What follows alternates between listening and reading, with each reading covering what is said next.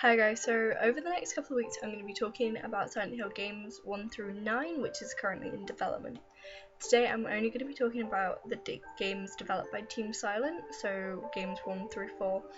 And so yeah, I have a couple of notes so I don't go off, but apart from that, we're just going to freestyle it. So the first Silent Hill game was released back in 1999 and was created by Keiichiro Toyama and released by Konami.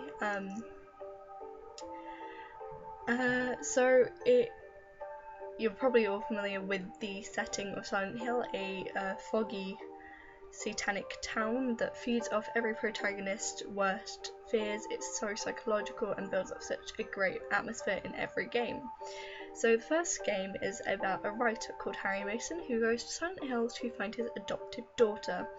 Along the way he stumbles across a crazy cultist who's trying to revive their dead god. He finds out his adopted daughter's true origin, and the game has a multitude of endings. Depending, I think every ending for that game you receive a child, which leads on to the third game, but more on that later.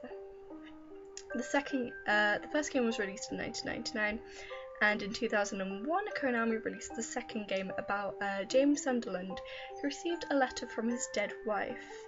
Now his wife had been dead for a number of years, and the letter told him that she would meet him in Silent Hill in their special place.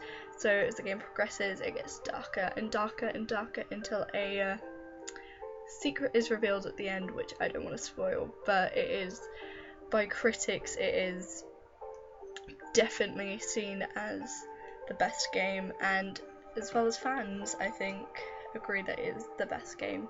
It focuses more on combat, on riddles, and it's very hard to play, especially with the great atmosphere. It's so scary, but it's so good. Now the third game is a direct sequel to the first game and focuses on the child that Harry was given at the end of the game, called Heather Mason.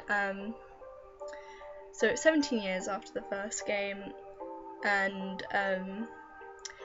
Harry is killed by a monster, and his murderer tells Heather to meet him in Silent Hill. So again, as the game progresses, it gets darker and darker and darker until the shocking ending, which again I won't spoil. This game also focuses more on riddles than combat, and more on atmosphere than jump scares, because it is still developed by Team Silent. Now the fourth game, released in 2004, the third game was released in 2003. The fourth game was not set in Silent Hill, but set in, I think, Ashfield, and you play as Henry Townsend, I can't say his name, and he's trying to escape his lockdown apartment. Now he, in this apartment, he goes through very supernatural worlds, but you never end up leaving the apartment, so it's a bit different, but it's still good. It's still scary, but without being too in your face scary. So that's all the games that were made by Team Silent, and next time I'll be talking about games from Shattered Memories through to Downpour and the 9th game that is currently in development. So I'll see you next time. Bye.